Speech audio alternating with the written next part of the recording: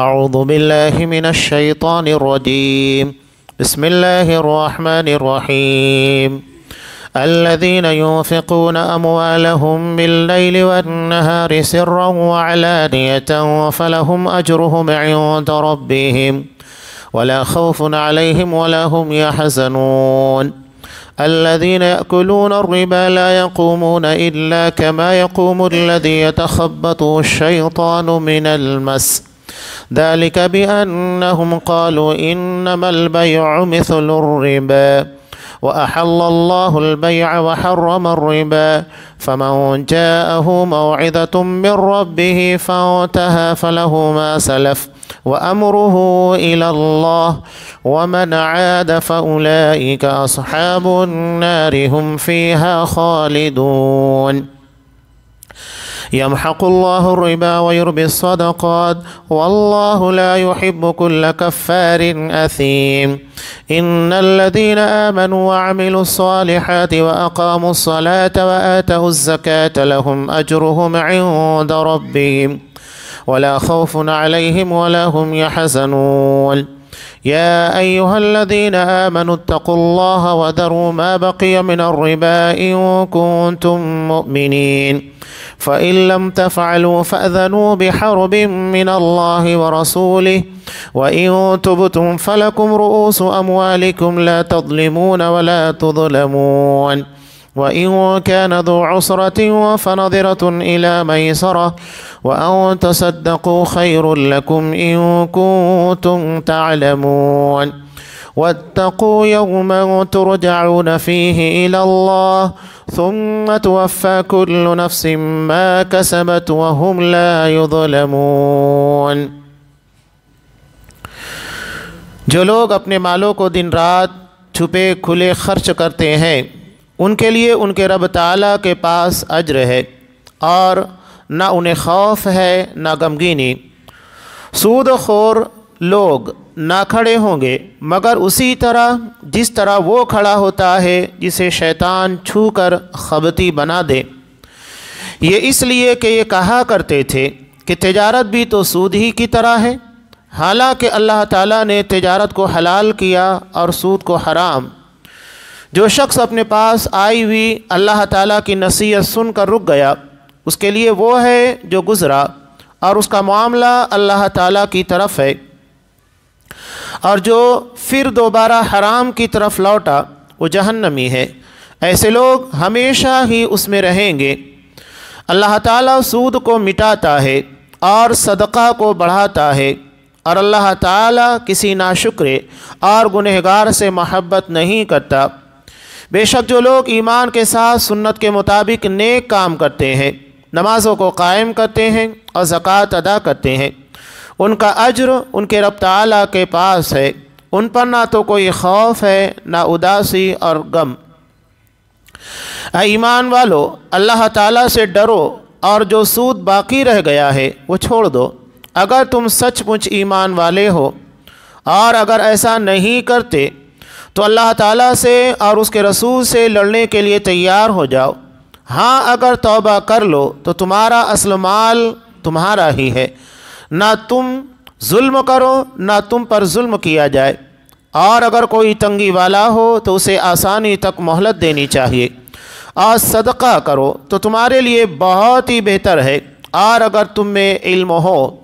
اور اس دن سے ڈرو جس میں تم سب اللہ کی طرف لوٹائے جاؤ گے، اور ہر شخص کو اس کے اعمال کا پورا پورا بدلہ دیا جائے گا اور ان پر ظلم نہیں کیا جائے گا. سورہ بقرہ آیت نمبر 274 سے آیت نمبر 281.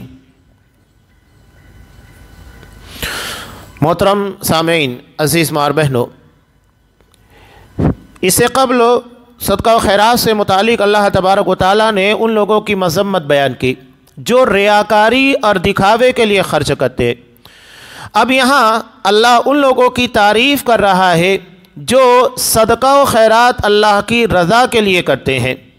کیا کہہ رہا ہے؟ الذین ينفقون اموالهم باللیل والنہار، جو لوگ اپنا مال دن رات خرچ کرتے ہیں، سرا وعلانیہ، لوگوں کے سامنے ظاہر ہو کر علانیہ، اور سرن چپکے چپکے کسی کو معلوم بھی نہیں پڑتا ہے.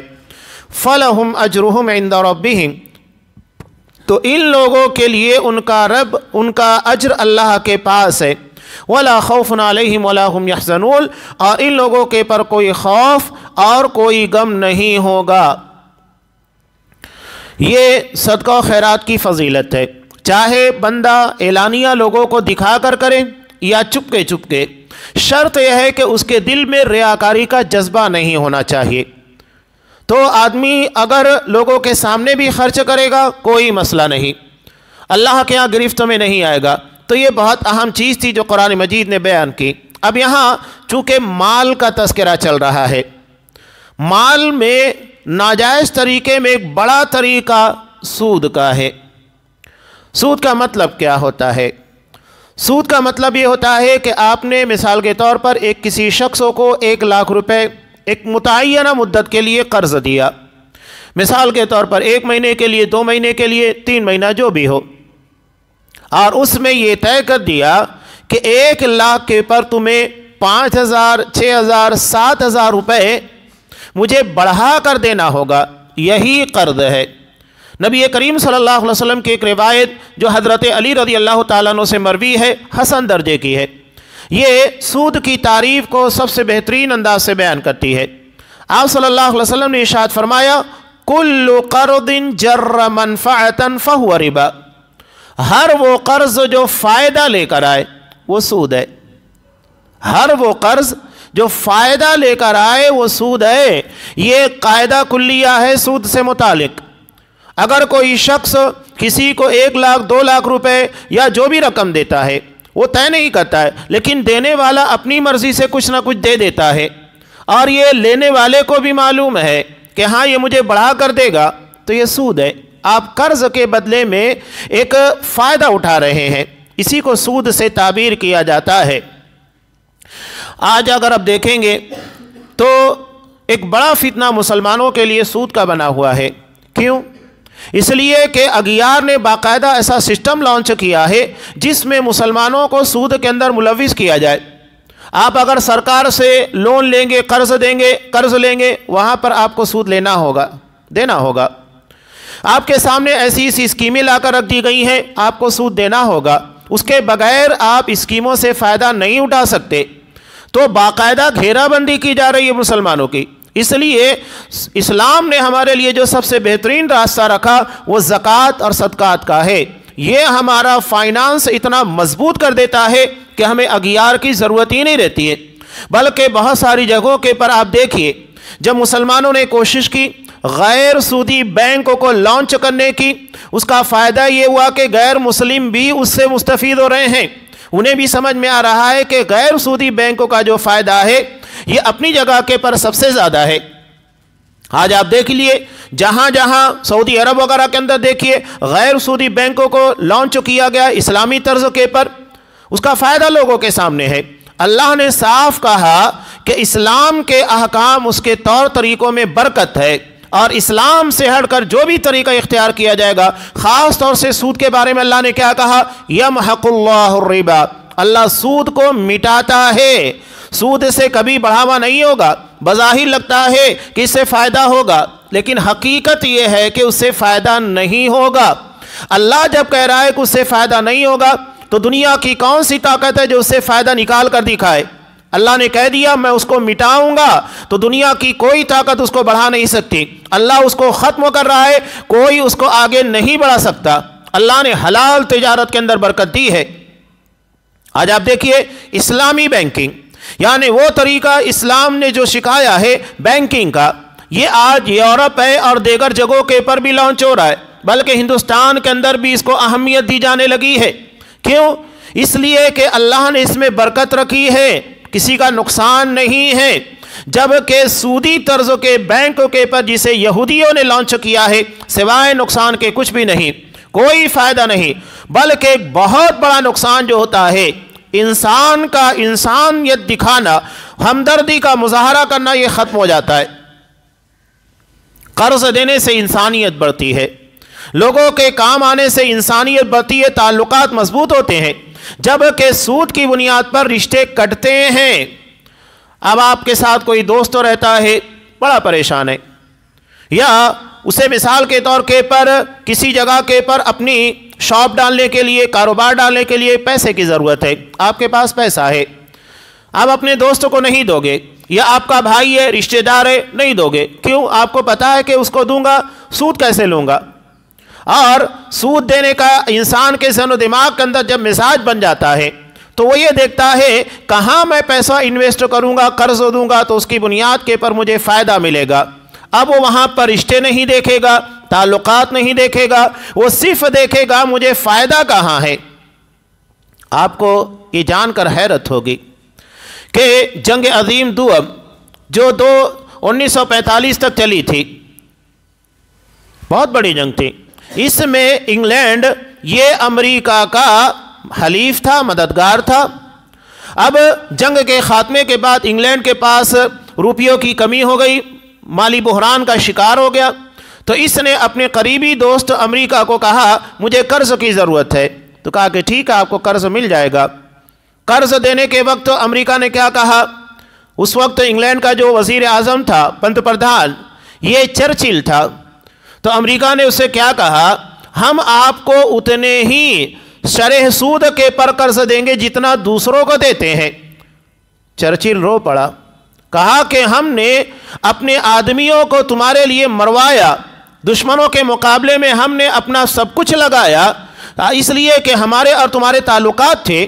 آج جب ہم دوستی کی بنیاد پر، تعلق کی بنیاد پر آپ کے لیے اتنی قربانیاں ہم نے دی ہیں، آپ سے قرض کا مطالبہ کر رہے ہیں، تو یہ کہہ رہے ہیں کہ اتنا ہی سود ہم لیں گے جتنا دوسروں سے لیتے ہیں۔ اگر ہمیں سود دینا ہی تھا تو کسی سے بھی لے سکتے تھے، تم سے مدد مانگنے کا مطلب کیا تھا؟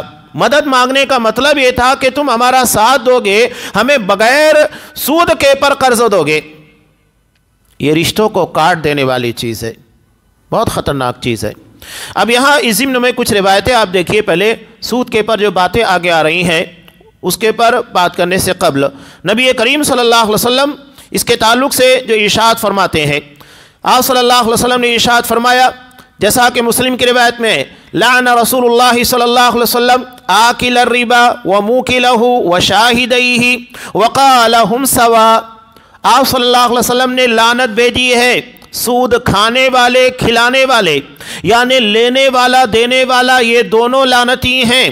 اس کے بعد لکھنے والا جو اس کو لکھتا ہے، اور جو دو گواہ بنتے ہیں ان کے پر بھی اللہ کے رسول صلی اللہ علیہ وسلم نے لعنت بھیجی ہے، اور کہا کہ یہ سب گناہ کے اندر برابر ہے، سب کو برابر گناہ ملے گا۔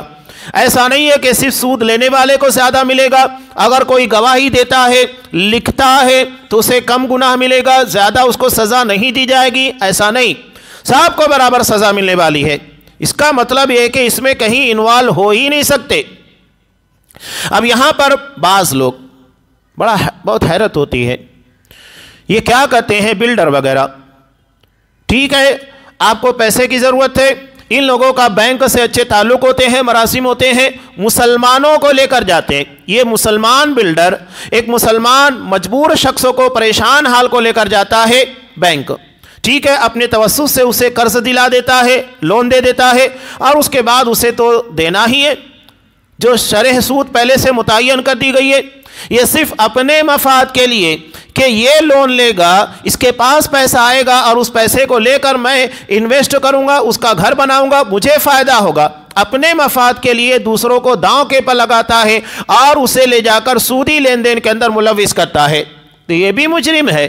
ایسا نہیں ہے کہ مجرم نہیں ہے، مجرم ہے، اس لیے کہ یہ اس میں معاون ہے، مددگار بن رہا ہے۔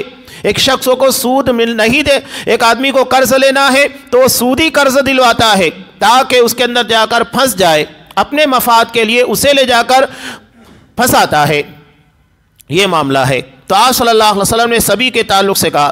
نیز بخاری کی روایت میں ہے، نبی کریم صلی اللہ علیہ وسلم نے ارشاد فرمایا، رأیت اللیل رجلین اتیانی فاخرجانی، میں نے رات میں دیکھا خواب کی حالت میں، آپ صلی اللہ علیہ وسلم نے دیکھا میرے پاس دو آدمی آئے، یہ فرشتے تھے، اور مجھے ایک زمین کی طرف لے کر گئے، فاخرجانی الی ارض مقدسہ، مجھے ایک مقدس زمین کی طرف لے کر گئے، ہم چلتے رہے، حتی اتینا علی نہر من دم فیہ رجل قائم وعلی وسط النہر رجل بین یدیہ حجارہ، مجھے لے کر گئے تو وہاں پر ایک خون کی نہر تھی، اور اس خون کی نہر کے اندر ایک آدمی تھا، وہاں پر بیٹھا ہوا تھا اور اس کے آگے پتھر رکھے ہوئے تھے۔ تو جیسے ہی یہ آدمی جو نہر کے بالکل بیچوں بیچ میں تھا وہ باہر نکلنے کی کوشش کرتا، نہر کے کنارے بیٹھا ہوا آدمی اسے پتھر مار کر دوبارہ اسی نہر کے اندر ڈبو دیتا۔ سلسلہ جاری تھا۔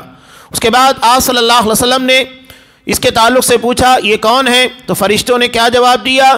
خون کی نہر میں کھڑا شخص سود خور ہے، جو لوگوں کے مال جمع کر کے اس کے پر سود لیا کرتا تھا، ان کو تھوڑا مال دیتا تھا اور اس کے بعد ان کی پوری محنت کی کمائی لوٹتا تھا۔ اب یہاں تجارت اور سود کے درمیان کیا فرق ہے؟ تجارت جو ہوتی ہے نا، اسلامی اعتبار سے جو مزاربت کہا جاتا ہے، یعنی ایک شخص پیسہ لگائے گا اور دوسرا شخص محنت کرے گا۔ اب اگر آگے چلنے کے بعد دونوں کا پرسنٹیج طے ہوتا ہے، کون کتنا پروفٹ میں حصہ داری کرے گا، دونوں کو حصہ ملے گا، پیسہ لگانے والے کو محنت کرنے والے دونوں کو ملے گا، پہلے سے طے ہوگا۔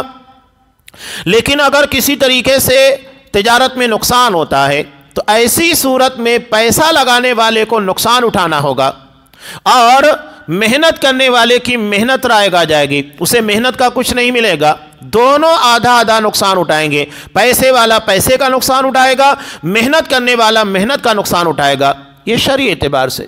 اب ایسے میں کیا ہوگا؟ جب دونوں کو معلوم ہے کہ پیسہ لگانے والے کا نقصان کی شکل میں پیسہ ضائع ہوگا، محنت کرنے والے کی محنت ضائع ہوگی، تو دونوں کوشش کریں گے کہ مال غلط جگہ نہ لگائے یا کوئی ایسی تجارت لین دین نہ کرے جس میں نقصان ہو۔ دونوں کوشش کریں گے اس تجارت کو بچانے کی، زیادہ سے زیادہ پروفٹ حاصل کرنے کی۔ اب یہاں سود کا فرق کیا ہوتا ہے؟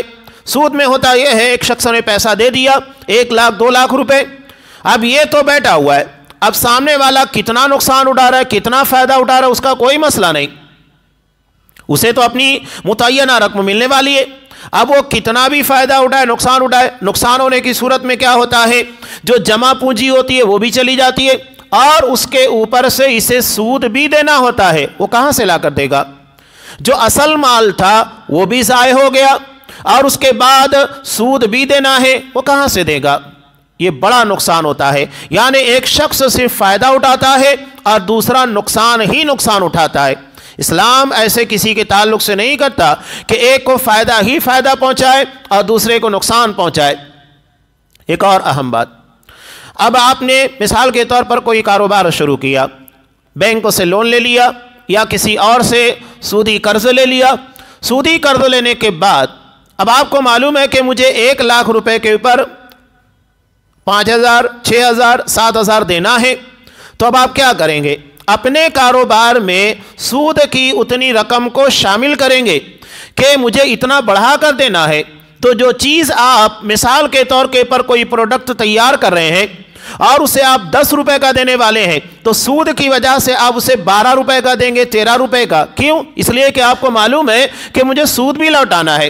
اس طرح بازار کے اندر قیمتیں بڑھتی ہیں اور جو چیز جتنے نرخ کے پر ملنا چاہیے نہیں مل پاتی۔ مارکیٹ کے اندر قیمتوں کے بڑھنے کی ایک بڑی وجہ یہی ہے سودی قرض، اس لیے کہ قرض کے ساتھ سود کی رقم کو بھی لوٹانا ہوتا ہے، جبکہ اگر کوئی مزاربت کر رہا ہے یعنی پروفٹ کے اندر حصے داری بنتی ہے اس میں اس کو ٹینشن نہیں ہے، اس کو معلوم ہے جتنا پروفٹ آئے گا اس میں سے ہی دینا ہے، وہ الگ سے اس کے لیے قیمتوں میں اضافہ نہیں کرے گا۔ یہ اسلامی بینکنگ، اسلامی معاملات، اسلامی معیشت اور تجارت کا فائدہ ہے۔ مارکیٹ اپنی جگہ کے پر بیلنس میں رہتی ہے، قیمتیں بڑھتی نہیں ہیں، اسے آسانی کے ساتھ کنٹرول کیا جا سکتا ہے۔ تو آپ صلی اللہ علیہ وسلم نے مزید ایک روایت اور آپ دیکھیے ابن ماجہ کی ہے، نبی کریم صلی اللہ علیہ وسلم نے ارشاد فرمایا الربا 70 حوبا،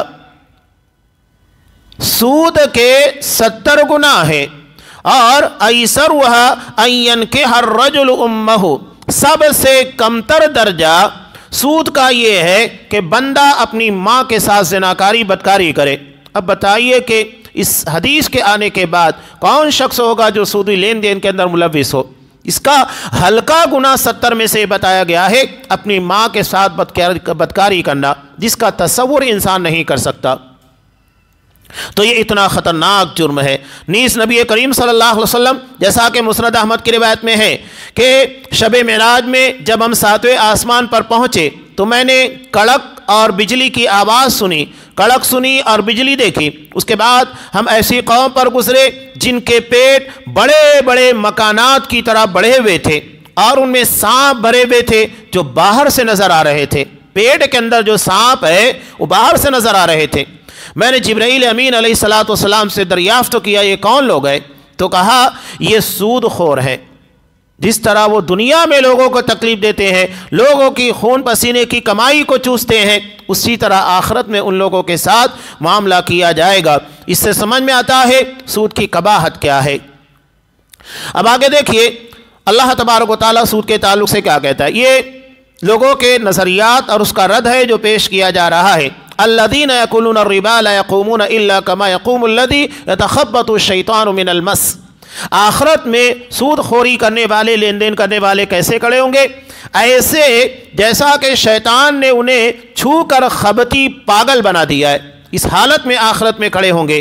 کیوں؟ یہ کہا کرتے تھے کہ سود بھی تو تجارت کی طرح ہے، حالانکہ سود تجارت کی طرح ہے ہی نہیں، بہت بڑا فرق ہے۔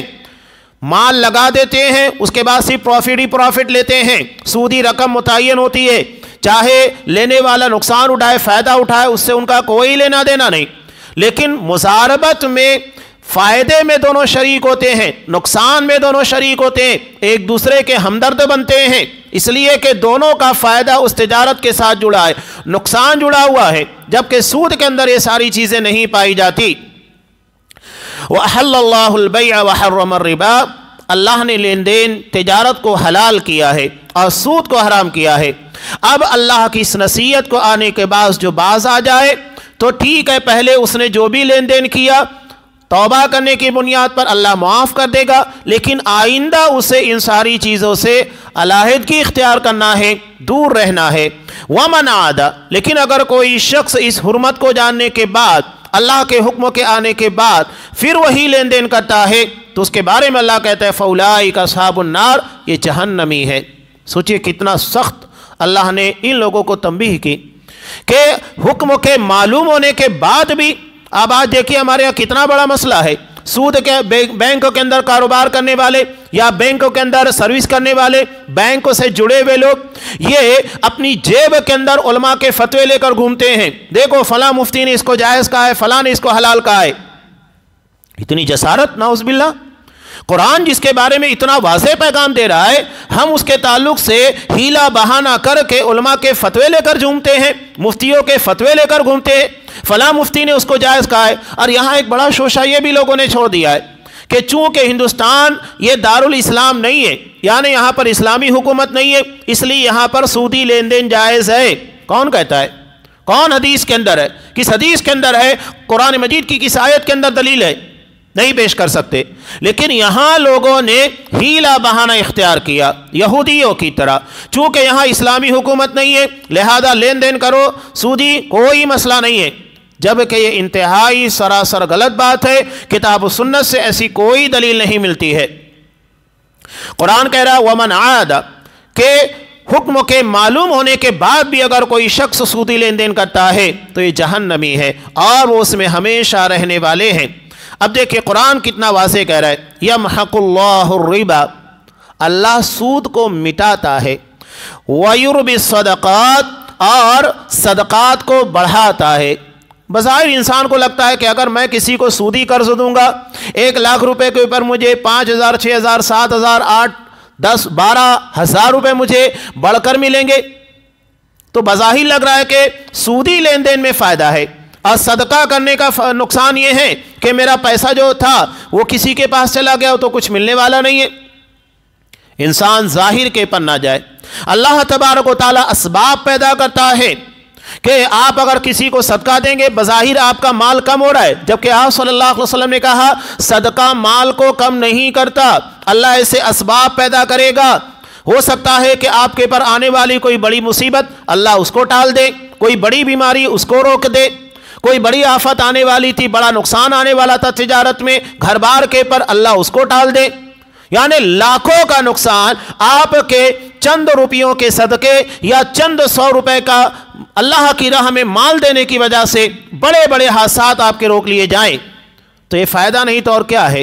اور سود ہو سکتا ہے کہ آپ نے سودی طور کے پر 5,000 6,000 7,000 جو بھی کمایا ہو، اللہ اس کے بالمقابل لاکھوں روپے کا نقصان آپ کے پر لاد دے، ختم ہو جائے گا سارا۔ اللہ کے اختیار میں ساری چیزیں ہیں۔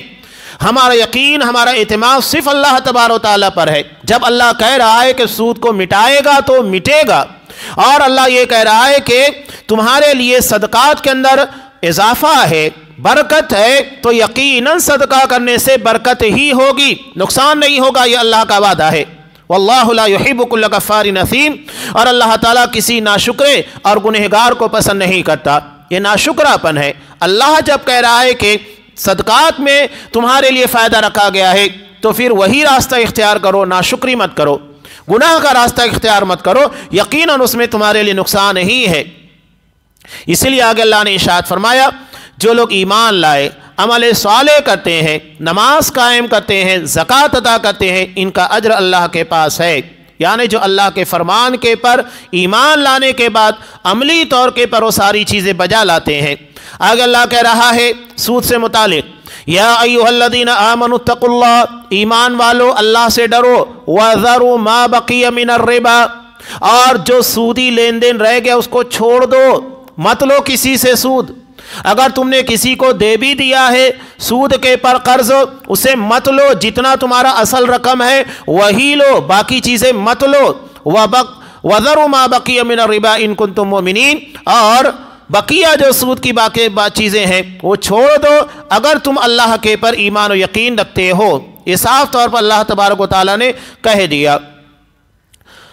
حضرت عباس رضی اللہ تعالیٰ عنہ جو سودی لین دین کیا کرتے تھے، ان کی تجارت اسی کے پر ڈیپینڈ تھی، لوگوں کو سودی قرض دیا کرتے تھے۔ جیسے ہی آیت نازل ہوئی، آپ صلی اللہ علیہ وسلم نے حضرت عباس سے پوچھا نہیں کہ آیت نازل ہو گئی اب کیا کرو گے۔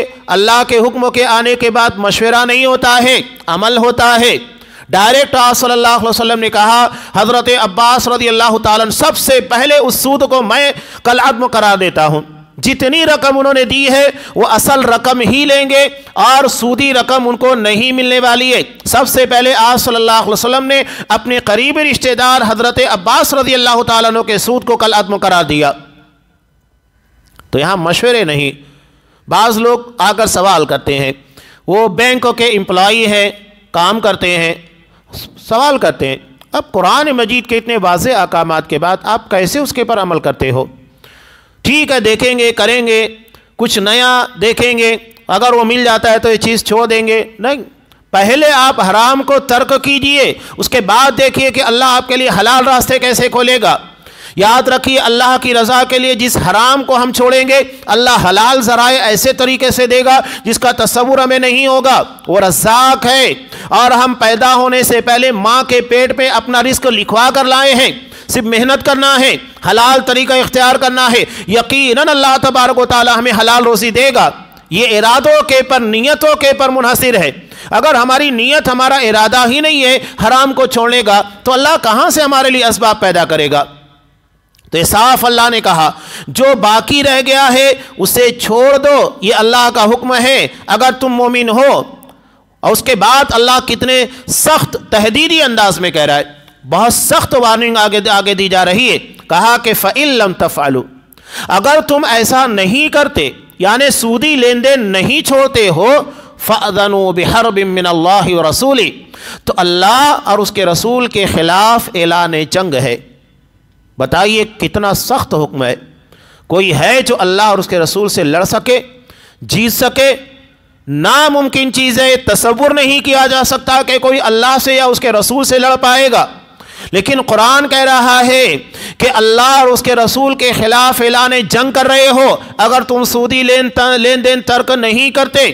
وَإِن تُبْتُمْ، لیکن اگر تم توبہ کر لیتے ہو، فَلَكُمْ رُؤُوسُ أَمْوَالِكُمْ، تو تمہارے لیے تمہارا اصل مال ہے، یعنی جتنی رقم تم لوگوں نے دی تھی اتنا واپس لے سکتے ہو۔ لا تظلمون ولا تظلمون، نہ تم ظلم کرو نہ تمہارے پر ظلم کیا جائے۔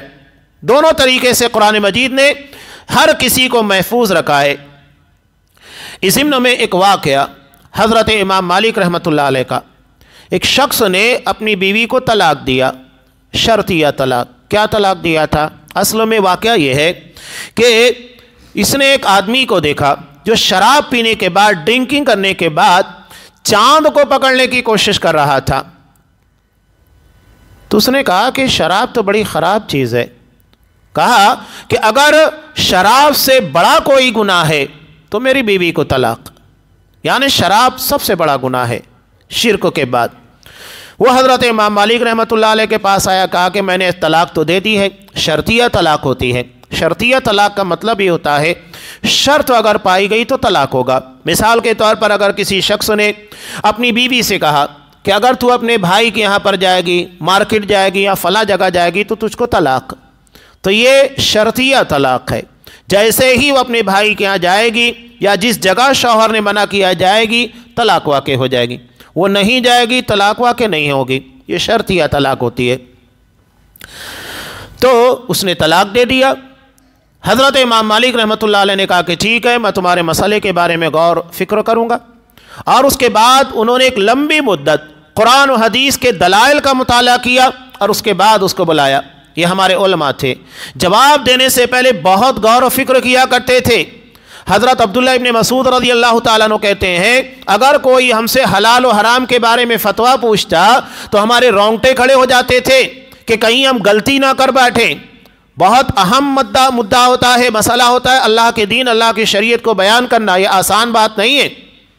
چنانچہ حضرت امام مالک رحمۃ اللہ علیہ نے بہت غور و فکر کرنے کے بعد اس کو بلایا اور کہا کہ دیکھو، میں نے قرآن و حدیث کا میرے اپنے علموں کے مطابق بہت گہرا مطالعہ کیا تمہارے مسئلے کے بارے میں۔ اسے یہ بھی معلوم ہوتا ہے ضروری نہیں ہے، اب یہاں پر بہت سارے لوگ واٹس ایپ کے پر یا کال کر کے مسائل پوچھتے ہیں، تو ضروری نہیں ہے کہ ہم فوری طور کے پر جواب دیں۔ جن چیزوں کے بارے میں علم ہے، دلائل کے بارے میں علم ہے، فوری طور پر جواب مل جاتا ہے۔ کبھی کبھی ایسا ہوتا ہے کہ مسائل ایسے نہیں ہوتے ہیں کہ فوری جواب دیا جائے، جب تک کہ جو بڑے علماء کرام ہیں، مفتیان ہیں، ان لوگوں سے اس مسئلے کے بارے میں پوچھ نہ لیا جائے، اس کے بعد جواب دیا جاتا ہے۔ عام طور سے چیز واٹس ایپ وغیرہ کے پر، سوشل میڈیا کے پر ہوتی ہے، تو جب تک دلیل سے مطمئن نہیں ہوتے جواب نہیں دیتے ہیں۔ یہ ہمارا سلفی منہج ہے، جب تک دلائل سے مطمئن نہیں ہو جائے کسی کو جواب نہیں دیا جاتا ہے۔ کچھ وقت لگے ٹھیک ہے، لیکن دلیل اپنی جگہ کے پر بالکل مطمئن کرنے والی ہونا چاہیے، اس میں کوئی خفا نہ ہو۔ تو حضرت امام مالک رحمۃ اللہ علیہ نے کہا تمہاری بیوی کو طلاق واقع ہو گئی ہے، اس لیے کہ جب میں نے قرآن و حدیث کا مطالعہ کیا تو مجھے شراب سے بھی بڑا گناہ نظر آیا، اور وہ گناہ سود خوری ہے۔ اللہ نے اس کے تعلق سے کہا ہے کہ اگر تم سودی لین دین ترک نہیں کرتے فَأَذَنُوا بِحَرْبٍ مِّنَ اللَّهِ وَرَسُولِهِ، تو اللہ اور اس کے رسول کے خلاف اعلان جنگ ہے۔ اللہ نے شراب کے بارے میں ایسا نہیں کہا، بلکہ اللہ تبارک و تعالیٰ نے سود کے بارے میں بات کہی ہے۔ اب یہاں ایک بات ضمن میں اور بھی بیان کروں، منہج کی اہمیت آپ کو ضمن بیان کرنا ضروری ہے۔ شراب کا تذکرہ آیا، ایک صحابی نبی کریم صلی اللہ علیہ وسلم کے پاس کئی مرتبہ لائے گئے شراب پینے کے جرم میں، اور ان کو سزا بھی دی گئی، کوڑے مارے گئے۔ تو ایک صحابی نے انہیں کہا کہ تمہارا دماغ کام نہیں کرتا ہے، کتنے بیوقوف ہو۔ ان کے پر لعنت بھیجی اور کہا کہ تمہیں بار بار شراب کے بارے میں پکڑا جاتا ہے، سزا دی جاتی ہے، اس کے بعد بھی تم چھوڑتے نہیں ہو۔ اللہ کے رسول صلی اللہ علیہ وسلم نے کہا کہ تم شیطان کی مدد مت کرو، اسے لعنت و ملامت کر کے شیطان کی مدد مت کرو۔ کسی گنہگار کو لعنت ملامت کرنا یہ ہماری ذمہ داری نہیں ہے، جیسا کہ ہمارے یہاں بدنامی بے عزتی کا ایک ڈھنڈورا پیٹا جاتا ہے، سچ اور غلط کیا ہے 2 نمبر کی بات ہے، لیکن باقاعدہ منظم طریقے سے چیزیں چلائی جاتی ہیں، اور علماء کے خلاف تو سب سے زیادہ چیزیں چلتی ہیں، کوئی تحقیق نہیں کرتا کہ سچ کیا ہے غلط کیا ہے۔ آپ صلی اللہ علیہ وسلم نے اس کو منع کیا، کہا کہ اسے لعنت ملامت مت کرو، اس لیے کہ اللہ اور اس کے رسول سے محبت کرتا ہے۔ یعنی اس کا عقیدہ، اس کا طریقہ، اس کی محبت اپنی جگہ پر صحیح ہے، عملی طور کے پر کوتاہی ہو گئی کوئی مسئلہ نہیں، وہ سزا پا لے رہا ہے اور اللہ سے توبہ کر رہا ہے، کوشش کر رہا ہے، اللہ اس کو اس چیز سے بچا لے گا۔ عمل کی کوتاہی ہے، عقیدے اور منہج کی کوتاہی نہیں ہے۔ اس کے بالمقابل آپ نے خوارج کے تعلق سے کہا، بخاری کی روایت میں جب ذی الخویسرہ ایک خارجیوں کا پہلا شخص تھا جس نے آپ صلی اللہ علیہ وسلم کی تقسیم کے پر اعتراض کیا تھا، جب آپ مال تقسیم کر رہے تھے تو جب وہ پلٹ کر جانے لگا تو آپ صلی اللہ علیہ وسلم نے کہا اس کی نسل سے ایسے لوگ پیدا ہوں گے جو قرآن مزے لے لے کر پڑھیں گے، ان کی عبادتوں کے سامنے تم اپنی عبادت ہلکی سمجھو گے۔ صحابہ کو کہہ رہے ہیں لیکن یہ دین سے ایسے ہی نکل جائیں گے جیسا کہ تیر کمان سے نکل جاتا ہے، اس کا نام و نشان باقی نہیں رہتا۔ اگر میں انہیں پاؤں گا تو انہیں عاد اور سمود کی طرح کاٹ کے رکھ دوں گا۔ آپ صلی اللہ علیہ وسلم نے بخاری کی دوسری روایت ان لوگوں کے تعلق سے کہا کہ یہ لوگ جہنم کے کتے ہیں، کتوں سے مثال دی۔ کتے کا معاملہ کیسا ہے؟ جیسے ہی کوئی دوسرے علاقے کا کتا ان کے اس علاقے میں آتا ہے بھوکنا شروع کرتے، کنٹینیو بھوکتے رہتے، کنٹینیو بھوکنا، بلا مقصد بس بھوکتے رہو، اور اگر کوئی دوسرا نہیں ہے تو آپس میں ہی ایک دوسرے سے لڑیں گے، اس کے پر بھوکیں گے۔ آپ نے مثال اسی لیے ان لوگوں کو دی، اور آج آپ دیکھیں اس طرح کے فکروں کے لوگ ہمارے درمیان رہتے ہیں۔ تو آپ نے عقیدہ اور منہج کی خرابی کی بنیاد پر کیا کہا؟ انہیں عاد اور سمود کی طرح کاٹ دوں گا، اور عمل کی کوتاہی کے پر لعنت منامت کرنے سے منع کیا۔ فرق ہے، عقیدہ اور منہج صحیح ہے، عمل میں کوتاہیاں ہیں، یقیناً اللہ تبارک و تعالیٰ توبہ استغفار کرے معاف کرے گا، لیکن اگر عقیدہ اور منہج ہی بگڑا ہوا ہے تو پھر کیا فائدہ؟ آج بہت سارے لوگ اس طرح کے ہیں۔ یہ آج عالمی سطح کے پر اخوانیت جو ہے وہی ہے، صرف اسلامی حکومتوں کے خلاف بولتے رہنا۔ ابھی ایک نیا مسئلہ سوشل میڈیا کے پر بڑا طول پکڑے ہوئے ہیں کہ یہاں ہندوستان کی مرکزی وزیر اسمرتی ایرانی جب انہیں مدینہ کا وزٹ کرایا گیا اس کے پر بوال مچانا شروع کر دیا۔ دلائل موجود ہے، حضرت عمر فاروق رضی اللہ تعالیٰ عنہ کے پر حملہ کرنے والا ابو لولو فیروز یہ مدینہ کے اندر تھا، غیر مسلم تھا۔ آپ حضرت عمر فاروق سے ملاقات کرنے کے لیے سفرہ آیا کرتے تھے، غیر مسلم مدینہ میں تھے، مدینہ میں آتے تھے۔ ایران کا سفیر آتا ہے، مجوسی ہے، مدینہ کے اندر آیا تو غیر مسلم مدینہ میں آ سکتا ہے، اس کے بے شمار دلائل موجود ہے۔ اور خاص طور سے اگر ہم انہیں اسلام کی طرف متوجہ کرنا چاہتے ہیں یا ان کے نفرت کو کم کرنا چاہتے ہیں تو یہ ساری چیزیں ہونا چاہیے تاکہ ان کی نفرتوں کے اندر کمی آئے۔ آپ صلی اللہ علیہ وسلم نے تو حضرت ثمامہ بن اسال رضی اللہ تعالیٰ عنہ، یہ کون تھے؟ طائف کے سردار تھے۔ آپ صلی اللہ علیہ وسلم کے خلاف، صحابہ کے خلاف، ازواج مطہرات کے خلاف ایسی ایسی باتیں کیا کرتے تھے، اللہ رحم کرے۔ آپ صلی اللہ علیہ وسلم نے انہیں مدینہ میں مسجد نبی کے اندر قیدی بنا کر رکھا 3 دن تک۔ اس کا کیا بولو گے؟ دلیل تو ہے نہیں، قرآن و حدیث کا مطالعہ نہیں ہے، بے لگے اعتراض کرنے۔ بس ان کو چاہیے کہ سعودی عرب کے خلاف بھوکنا ہے کتوں کی طرح، اور کچھ بھی نہیں ہے۔ دلیل سے بات کیجئے، اصل چیز ہمارے نزدیک قرآن و حدیث ہے، کسی کا عمل نہیں ہے۔ بس یہ جذباتی طور کے پر لوگوں کو بھڑکانا شروع کر دیتے، دیکھو مدینہ کے اندر غیر مسلم چلا گیا، وہ چلا گیا، یہ چلا گیا۔ آپ صلی اللہ علیہ وسلم نے تو بنی اسرائیل کے بارے میں جو بخاری کی روایت ہے، ایک زانیہ بدکار عورت کے تعلق سے کیا کہا؟ اس نے کتے کو پانی پلا دیا، اللہ نے اس کے پر رحم کھا کر اس کو جنت دے دی۔ جنت اللہ کی ہے، کس عمل کی بنیاد پر راضی ہو کر دے وہ بہتر جانتا ہے۔ ہم کون ہوتے سارے فیصلے کرنے والے؟ عقیدے کا، منہج کا علم نہیں ہے، دلائل کا علم نہیں ہے، بڑی بڑی باتیں کرنے چلے آتے ہیں۔ آپ کو حیرت ہوگی، علامہ ابن کثیر رحمۃ اللہ علیہ نے زکوٰۃ کے جو 8 مد ہیں اس میں سے ایک مد ہے مؤلفۃ القلوب، یعنی مثال کے طور پر کوئی شخص اسلام کے قریب آ رہا ہے، اس کے پر مال خرچ کر سکتے ہیں، یا اگر کوئی غیر مسلم اسلام کی طرف راغب ہو سکتا ہے اس کے پر خرچ کر سکتے ہیں، یا اگر کوئی ابھی نیا مسلمان بنا ہے اس کے پر خرچ کر سکتے ہیں۔ ایک بڑا وسیع میدان ہے۔ اس باب میں انہوں نے کیا لکھا ہے، آپ کو حیرت ہوگی، آپ دلیل پڑھیے، اسلاف کی باتوں کا مطالعہ کیجئے، جب یہ ساری چیزیں سمجھ میں آئے گی۔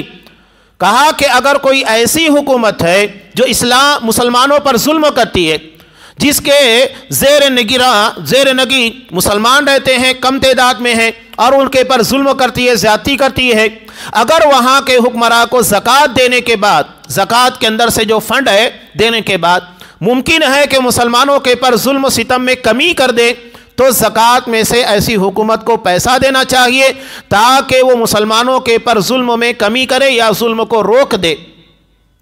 یہ بہت اہم چیزیں ہوتی ہیں، لوگ سمجھتے نہیں ہیں، بس نفرت بھری ہے ذہن و دماغ کے اندر۔ جہاں سعودی عرب کا نام آیا بھوکنا شروع کر دیں گے، وہاں دلیل نہیں دیکھیں گے، اور بھڑکاؤ انداز سوشل میڈیا کے پر اختیار کیا جاتا ہے۔ دلیل نہیں ہوتی ہے، دلیل سے باتیں کیجئے۔ دلیل اصل ہے ہمارے نزدیک آپ صلی اللہ علیہ وسلم نے جب آپ کا انتقال ہوا اس وقت تو مدینہ میں یہودی رہتے تھے، اور ایک یہودی سے ہی آپ نے زرہ رکھ کر چند سا جو رہن کے طور کے پر قرض کے طور پر لیا تھا، اپنا زرہ اس کے پاس رہن کے طور پر رکھا اور چند سا جو لیے ہوئے تھے۔ یہ سب دلائل ہمارے سامنے موجود ہے، بلا وجہ لوگوں کے سامنے لا کر بھڑکانا ہے، صرف عقیدہ اور منہج کی دشمنی ہے، اس کے علاوہ کچھ بھی نہیں ہے۔ بہرحال یہاں حضرت امام مالک رحمۃ اللہ علیہ نے فتویٰ دیا، کہا کہ دیکھو یہ معاملہ ہے، شراب سے بھی زیادہ بڑا گناہ سود خوری ہے، لہذا تمہاری بیوی کو طلاق واقع ہو چکی ہے، تو یہ سودی لین دین بڑا سنگین گناہ ہوتا ہے، ہمیں اس کے بارے میں بچنا چاہیے۔ قرآن اب لوگوں کو قرضوں کو ضرورت ہوتی ہے نا، تو سود سے ہٹ کر قرضوں کی فضیلت قرآن بیان کرتا ہے۔ کیا کہتا ہے کہ قرض دیا کرو، اور قرضوں کے تعلق سے آپ صلی اللہ علیہ وسلم نے ارشاد فرمایا کہ اگر کوئی شخص کسی کو قرض دیتا ہے، قرض دینے کے بعد جیسے ہی دیتا ہے اللہ تعالیٰ اس کے اجر کا سلسلہ شروع کر دیتا ہے۔ یعنی اس نے کسی کو 10,000 روپے قرض دیا، جیسے ایک مہینے کی مدت کے لیے، اللہ تعالیٰ روز اسے 10,000 روپے خرچ کرنے کا اجر دیتا ہے۔ یہ ہے قرض کی فضیلت۔ اب سوچئے کہ ایک آدمی پریشان حال ہے، آپ نے اس کو قرض دے دیا، اس کی بنیاد کے پر وہ محنت، یا اس کو کوئی بڑا مسئلہ تھا، پریشانی تھی، آپریشن ہے، گھر کے اندر اسے ضرورت تھی، آپ نے دے دیا، تو وہ زندگی بھر آپ کے اس احسان کو مانے گا۔ یا اسے کاروبار کی ضرورت تھی، آپ نے دے دیا، اس کی بنیاد کر اس کا کاروبار ترقی کرنے لگا، وہ زندگی بھر آپ کا احسان یاد کرے گا کہ اس کے دینے کی وجہ سے مجھے فائدہ ہوا۔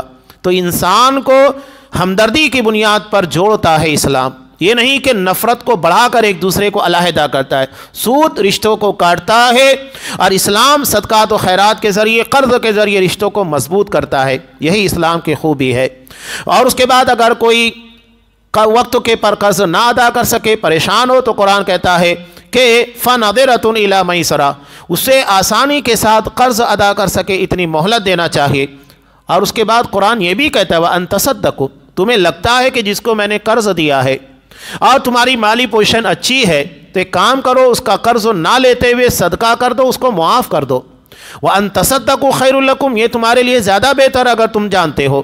اور آخرت کو قرآن یاد دلاتا ہے وَاتَّقُوا يَوْمًا تُرْجَعُونَ فِيهِ إِلَى اللَّهِ، آخرت کے بارے میں سوچو، صرف دنیا کا فائدہ نہیں کہ یہ ساری چیزیں صدقہ و خیرات، کسی کو قرض دینا، مہلت دینا، یہ آخرت کے فائدے ہیں۔ وَاتَّقُوا يَوْمًا تُرْجَعُونَ فِيهِ إِلَى اللَّهِ، اس دن سے ڈرو جس دن تم اللہ کی طرف لوٹائے جاؤ گے۔ ثُمَّ تُوَفَّىٰ كُلُّ نَفْسٍ مَّا كَسَبَتْ، اور اس کے بعد ہر شخص کو اس کی کمائی کا پورا پورا حصہ دیا جائے گا، کوئی کمی نہیں کی جائے گی۔ وَهُمْ لَا يُظْلَمُونَ، ان پر کوئی ظلم نہیں ہوگا۔ تو جو آخرت کا طلبگار ہوگا وہ یقیناً ایسا ہی کرے گا، وہ مہلت دے گا، قرض دے گا، پریشان حال کے پر صدقہ کرے گا۔ اور جو دنیا دار ہوگا، جس کے نزدیک دنیا داری کی اہمیت ہے، پھر وہ سودی لین دین کرے گا، جس کے بارے میں اللہ نے کہا کہ میں اس کو مٹاتا ہوں۔ ایسی بہت ساری مثالیں، میں تو ایک اپنی آنکھوں دیکھے اپنے پڑوسی کے واقعے کو جانتا ہوں، کافی پہلے کی بات ہے، حالانکہ اللہ نے انہیں بڑے بڑے کارخانے دیے تھے، لیکن جیسے ہی آج سے کافی مدت پرانی بات ہے، نہیں کچھ تو 25-30 سال پرانی بات، بینک سے 80,000 روپے قرض لیا، اس کے بعد معاملہ کیا ہوا، سارا معاملہ ڈھسلنا شروع ہوا، کس طریقے سے کاروبار بگڑے وہ بھی نہیں جانتے، کارخانے بک گئے، اچھے بھلے کارخانے بک گئے، بیچنے کی نوبت آ گئی، جس کی قیمت 80,000 سے کہیں زیادہ لاکھوں میں تھی، سب ختم ہو گیا، یہاں تک کہ مزدوری کی حالت میں آ گئے۔ یہ بڑا شرمناک معاملہ ہے۔ اللہ نے کہہ دیا کہ سود کو مٹاتا ہے تو مٹتا ہی ہے، لاکھوں کی پراپرٹی ہزاروں کے قرضوں کے لینے کی بنیاد کے پر تباہ ہو جاتی ہے، یہ اللہ کا قانون ہے۔ اگر ہم چاہتے ہیں کہ اللہ کے عذاب اس کی گرفت سے بچیں تو ہمیں ان سارے حرام امور سے بچنا ہوگا جو لین دین کی شکلوں میں ہمارے سامنے آتے ہیں، اور ہم چاہتے ہیں کہ ہمارے کاروبار میں برکت ہو، تو اس کے لیے صدقہ و خیرات، لوگوں کے ساتھ نرمی کرنا، قرض دینا، مہلت دینا، یہ سارے طریقے اختیار کیجئے، جس سے رشتے مضبوط ہوتے ہیں، تجارت مضبوط ہوتی ہے اور قیمتیں بڑھتی نہیں ہیں۔ اللہ تبارک و تعالی ہمیں اس کی توفیق عنایت فرمائے، آمین۔ وآخر دعوانا ان الحمد للہ رب العالمین۔